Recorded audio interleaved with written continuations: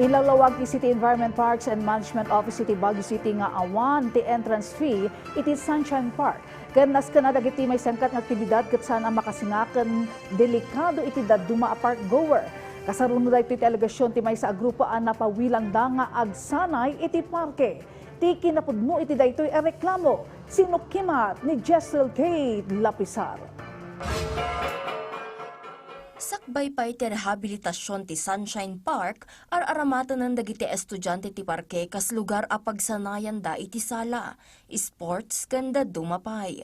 Ngem itay laeng nabiit, adda ti nagreklamo iti may sa Facebook group a naipawilan dagitoy amang ipatungpal iti aktibidad iti parke.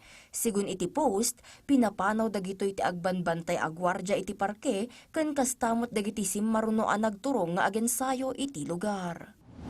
Nakakabigla siya kasi this park is usually for practice area. Hindi lang itong stage na to, pero yung mga different places dito sa Sunshine Park, ganun.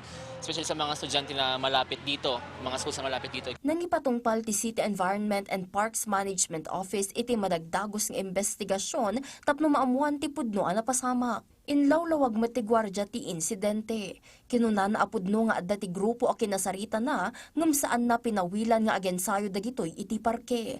Pinaakar na laeng dagitoy iti nataltalged a lugar iti parke tapno saan da makadalapos iti tattao ken ubing nga adda ditoy.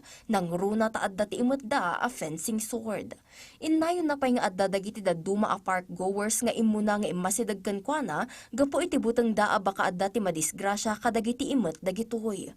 Kinunanamot ang nagdawat pay daytoy ti advice kadagiti head na no anya ti usto nga adda nga aramiden na. Pinapunta ko dun sa baba kasi sulo na nila yun. Kahit magganon-ganon po sila, magganon-ganon, okay lang kasi wala na silang maistorbo na bisita na dumadaan o wala silang pwedeng masaktan, ma'am. Kasi open nga ito, ma'am, at saka parks.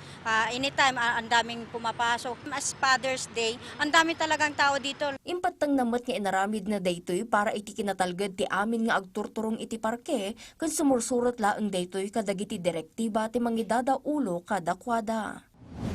Kasi parang maraming galit sa amin kung ginagawa namin yung trabaho namin. Hindi nila kami naintindihan na order din naman po yun na pag na sabihan sila na kung nakakasakit sila ng iba o di kaya nakakasagabal po sila sa daan.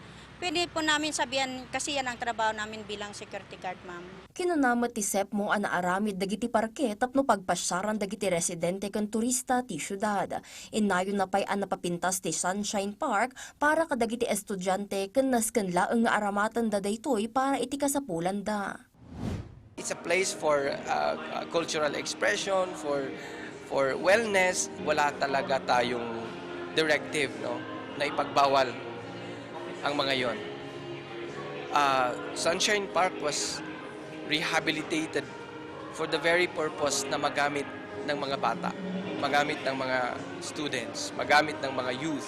Namnamaan namat nga amin a park goers ket responsable da iti pan nakaibalang ti basura da. Awan ti entrance fee ti panagaramat iti Sunshine Park.